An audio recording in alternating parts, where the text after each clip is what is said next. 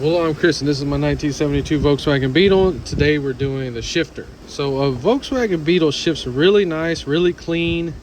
I bought this one a month ago, and I immediately knew that something was majorly screwed up. It's real gummy.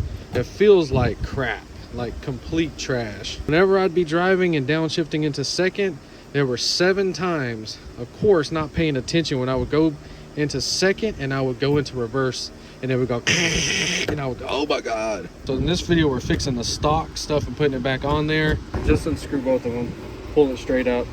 Hopefully it'll have a spring on there. Okay, we have a spring on there and reverse lockout plate. All right, first thing you do, reach in there, has a plastic bushing, move it left to right, completely shot, completely gone. Get some Bentley cleaning solvent. All right, we need to clean this stuff up and inspect it. We're trying to save the original shifter in this video. Somebody's gonna be like, where exactly did you get that Bentley cleaning fluid at? I'd like to get me a gallon or 2. So that's all clean and ready. Phillips screwdriver. So I didn't tear that carpet up on the front. That was already like that. Somebody was already in here. Let's see what they did back here. Is that the factory screw? So remove this little access plate. So somebody was in here, they replaced this coupling because the grub screw with the wire through it is gone. I'm gonna go ahead and remove this because I don't trust anything that this person did to this car, nothing.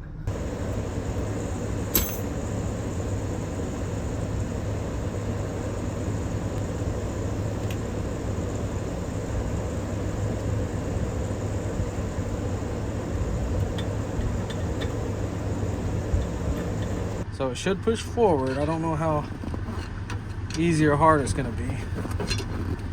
Okay. So this right here, that bar is going all the way to the back right there. So that's what we just pulled out. It released from that coupling. So we're gonna try to get this coupling off now. It should just pop off. Let's get all the parts. Looks like a new one. We'll look at it here in a second.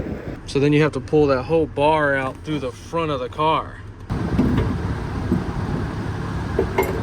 All right, now we have this plug. It's an 8mm nut. Ah! 19th time I've hit my head. That one is just fits in there, and then a little bitty tiny Phillips screw. So it's just a little access panel like that, and then a nut. All right, so there's 3. 1, 2, 3. So that was 2 8mm bolts. Actually came out just like it was supposed to. Not a big deal. I don't care how smart you think you are, how many YouTube videos you watch, how many forums you're in. The first time you get one of those things out, it's gonna kick your butt, man. It really is. So once you get it out, it's light, it's thin and hollow like a fence post, but you swear this thing was a solid steel beam when you were trying to get it out. So notice it does have a bend in it, so that will make it difficult to get out. So the first time you're doing this is what is difficult. You have to reach in there and pry this little ring off, which isn't that hard. And I just reached in there with a screwdriver and just ripped it up the best I could, pulled it out. So this thing has some kind of grease layer on it. I'm not gonna mess with that. That's why I set it on a clean table. So this is how it was installed in the car. So it looks like they replaced this coupling. It looks brand new. The grub screw has no hole in it for the wire. So this piece seems like it's allowing you to tighten it down so much so it'll have some play in it. But that play doesn't matter. It's the play front and back that matters. You can see there's very, very little. So all this checks out. Up there by the shifter, that's all that was left of it. The ring was on there, and I guess the bushing just popped out because here's a new one, and you see it's kind of missing part of it. So this was the problem 100% on this car. So with the reverse lockout plate installed and the spring, we just have it bolted together. The car cannot absolutely at all go into reverse unless you push it down. Go in neutral, push this down to the left and down, and then you're in reverse. So I pretty much ordered every single thing they had in the shifter section.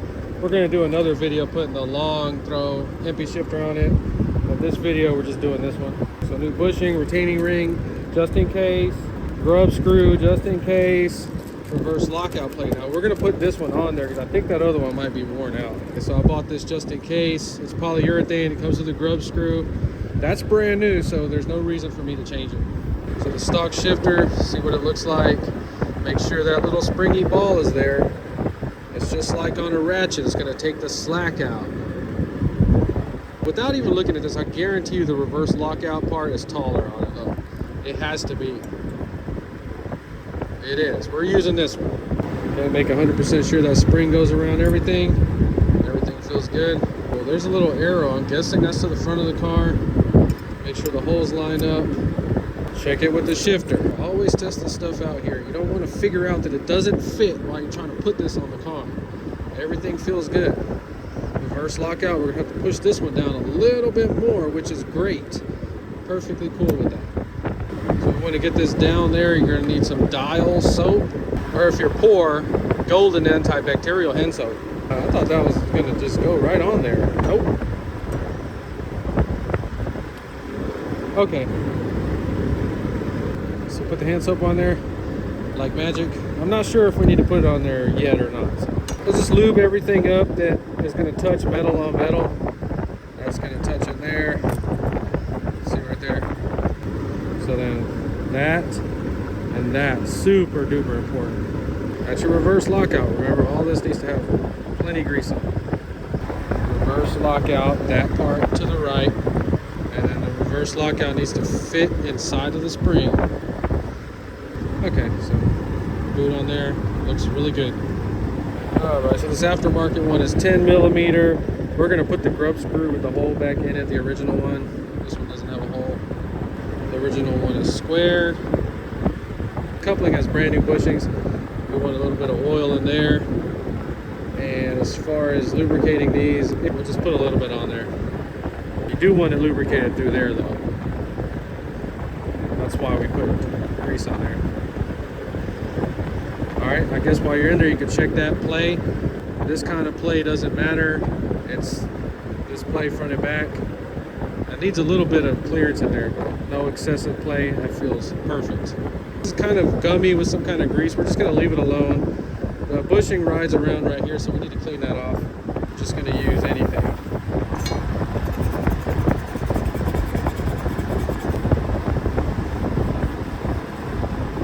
So if this is rusty and pitted, you need to polish it with some sandpaper. I'd get 400 grit WD-40, smooth it off.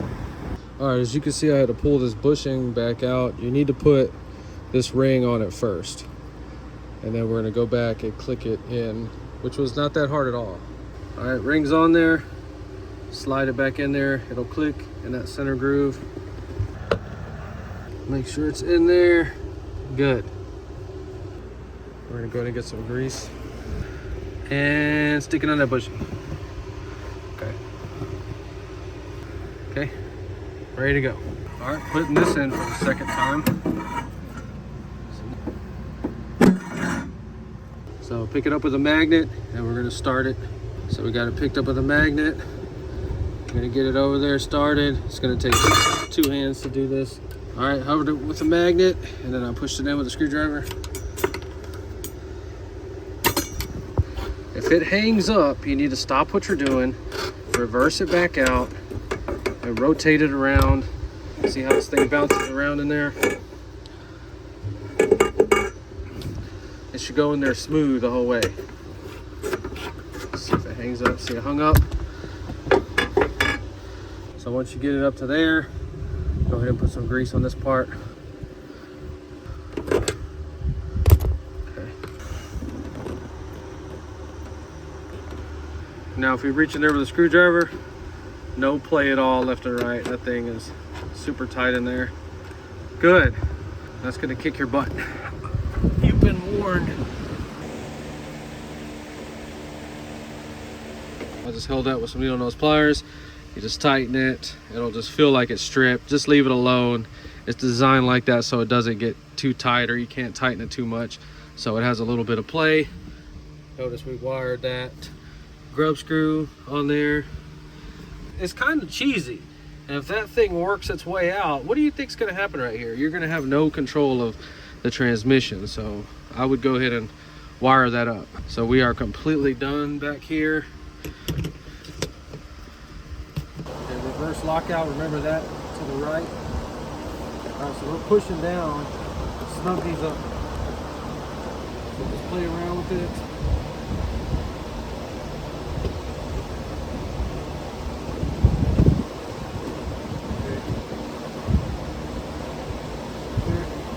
Tighten it down. Right, play around with it.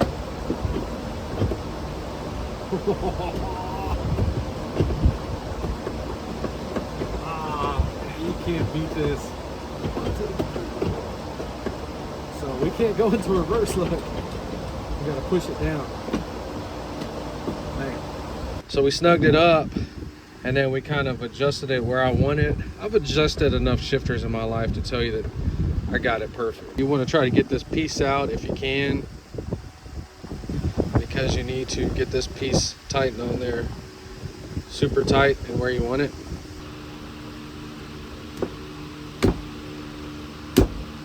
So if you're going to do this job, give yourself all day to do it. If I was going to charge somebody, I would charge them 4 hours for this. It is a super stressful, difficult job if you've never done it before. So that's why you need to be careful who you take your car to work on, because these were clearly already replaced and that was not the problem. So they wasted money changing those bushings and skipped the actual problem that was causing everything, was this thing right here. So address this if you can. Keep in mind that job is going to kick your butt, I promise you. So I still have to put those 3 things back on, but there you go. That was the problem. If you enjoyed this video, please like and subscribe, and thanks for watching.